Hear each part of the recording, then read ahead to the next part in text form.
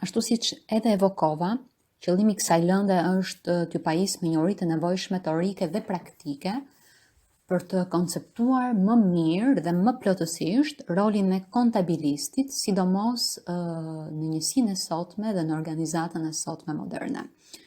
Ky kurs lidhet me aftësitë e nevojshme për integrimin tuaj në tregun e punës, apo edhe për të vijuar me formimin tuaj të vazhduar profesional për karierën tuaj si kontabilist apo dhe funksione të tjera të ngjashme. Atëherë, le ta shpjegoj më thjesht. Ma merr mendja se të gjithë juve dikur ju kanë bërë atë pyetjen e famshme kur keni qenë të vegjël. Jo atë pyetjen kë donim shumë mamin apo babin, por atë pyetjen se çfarë do të bëhesh kur të rritesh. Okej, nuk kam nevojë për përgjigje, sepse për sa kohë jeni të regjistruar në një master kontabiliteti, tashmë e kam marrë përgjigjen. Okej, shumë mirë.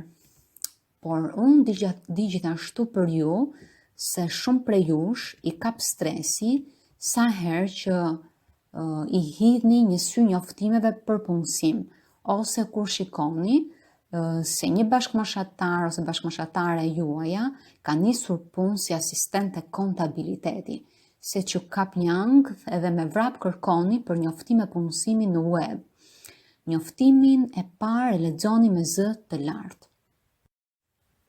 Vend i lirë pune si magazinier. Bira Korça SHPK Tiranë kërkon të punësoj një individ energjik të motivuar me potencial dhe integritet të lartë.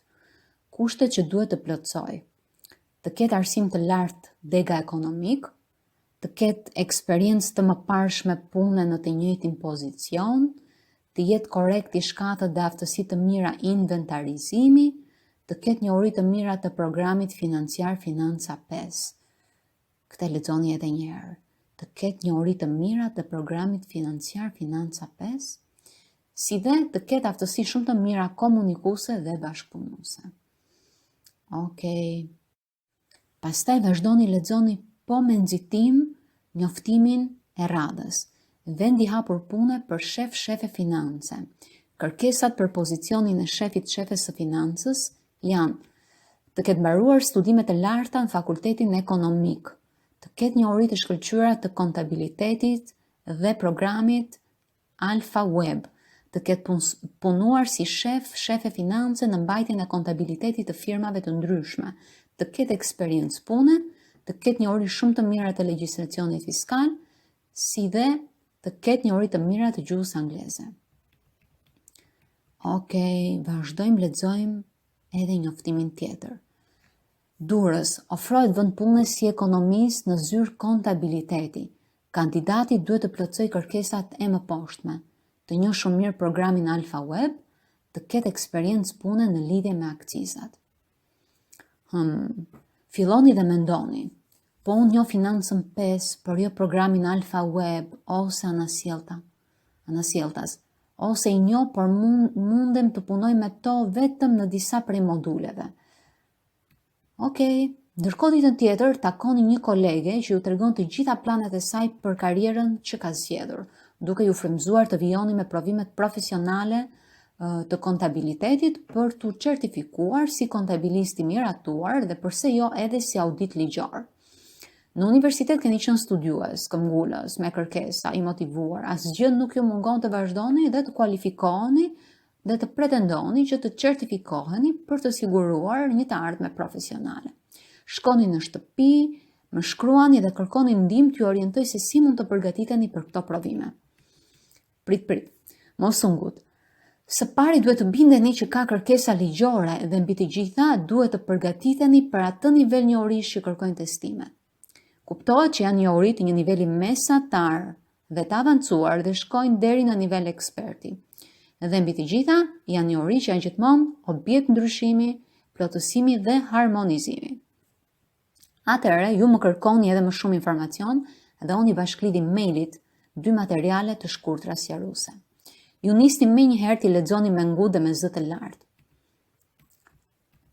Fushat dhe provimet që ju duhet i jepni në vijim sipas ligjit për auditimin ligjor i ndryshuar janë: Raportimi dhe përgatitja e pasqyrave financiare sipas standardeve kombëtare dhe ndërkombëtare të raportimit financiar. B. Zbatimi në praktik i legjislacionit mbi të drejtën civile, të drejtën penale, legjislacionit tregtar dhe të drejtën e punës në Republikën e Shqipërisë, në masën që këto interesojnë profesionit të auditimit ligjor të pasqyrave financiare. C. Zbatimi në praktik i kërkesave të legjislacionit të tatimeve dhe taksave në Republikën e Shqipërisë. Q.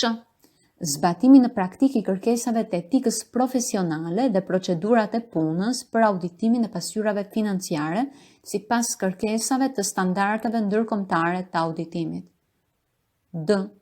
Zbatimi i modeleve të duhura të organizimit, drejtimit, qeverisjes dhe kontrollit të brendshëm të njësive ekonomike të biznesit dhe të personave juridik. V. Përdorimi i sistemeve të informacionit dhe të informatikës. Pra edhe njerë ju lexuat fusha dhe provimet që ju duhet i jepni në vijim për certifikimin profesional si kontabilist i miratuar dhe auditus ligjor sipas ligjit për auditimin ligjor.